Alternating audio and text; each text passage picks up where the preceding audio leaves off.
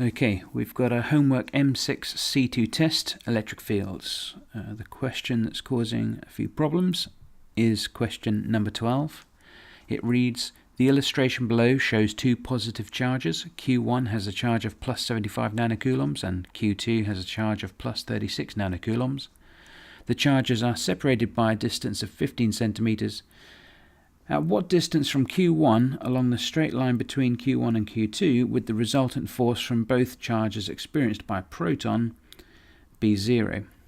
So if we just focus on the diagram and fill in the pieces of information that we're given, Q1 has a value of plus 75 nanocoulombs, Q2 has a value of plus 36 nanocoulombs. The distance between Q1 and Q2 is 15 centimeters, and the question is asking for the distance between the proton in the middle and Q1. So that is what the whole question is about. What is that distance? For solving this, we're going to need the distance between the proton in the middle and Q2, but I'm going to call that r, which is this distance, subtract x. So that's how I'm going to express that. We have to find the position where the forces experienced by this proton cancel out to zero. So effectively, the force due to charge 2 cancels the force due to charge 1. And if we apply Coulomb's law to both of those charges, let's do a force 1. So that's going to be the charge of the proton multiplied by Q1 divided by 4 pi epsilon naught, and the distance between the proton in the middle and Q1, and that distance is x. For force number 2, that's going to be charge of the proton times by Q2 divided by 4 pi epsilon naught, and then the distance between those two charges, so that's that distance there, which we're going to call r minus x, and in the equation, Coulomb's law equation, that's going to be r minus x squared. Next thing we have is some convenient cancelling, so the 4 pi epsilon naughts go, and little q, the proton charge, that cancels as well. This means that it doesn't really matter what the charge in the middle is, it's going to cancel regardless.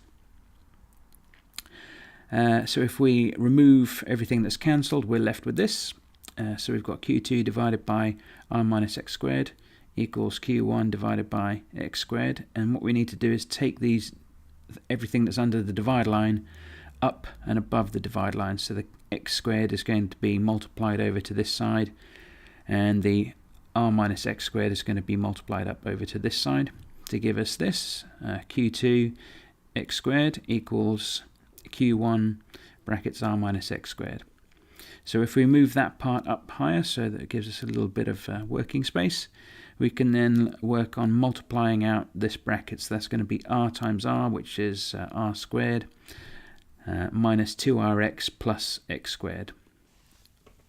Now the next job is move that up to give us some working space. We need to multiply out the brackets again with Q1, so it's going to be Q1 times by everything that's inside that brackets, and that's going to give us Q1r squared minus 2Q1rx plus Q1x squared. In order to get the quadratic equation applicable, we need everything all over one side and a 0. So I can either move these three items over to the left or this single item over to the right. It seems easier to move the single item here over to the right. So taking that over to this side, moving it up to give us some space, taking that over to this side, we would end up with Q1x squared minus Q2x squared minus 2Q1rx plus Q1r squared equals 0. So let's move that up to give us some working space. If you look at this little bit here, we can pull x squared out of this expression here to create the following expression. So I've just pulled x squared out, and then we have brackets Q1 minus Q2 x squared minus, and the rest equals 0. And this is the part that should start looking like your a, b, c variables for the quadratic equation. So this part here would be a in front of the x squared. This part here, including the minus sign, minus 2q1r, would be b for the x. And then everything else here, q1r squared, would be c for the quadratic. So bringing those over here, A would be effectively Q1 minus Q2, that's going to be 75 minus 36, that's going to give us 39. B is going to be 2 times Q1 times R, so that's 2 times 75 times by 15, and that's going to be minus 2,250. I'm leaving it in nanocoulombs, effectively that'll cancel, and I'm going to leave it in centimeters. I just need to remember that the distance that I get at the end is going to be in centimeters. C is just going to be Q1 R squared, so that's going to be 15 squared times by 75, and that's going to give 16,875. All that's left to do now is chuck these numbers into the quadratic equation. So where you see B, there you're going to be typing in minus 2,250. When you see A, you're going to be typing in 39, and when you see C, you're going to be typing in 16,875. I think it's fair that I should stop the video now and not complete this question and leave it for you to do so.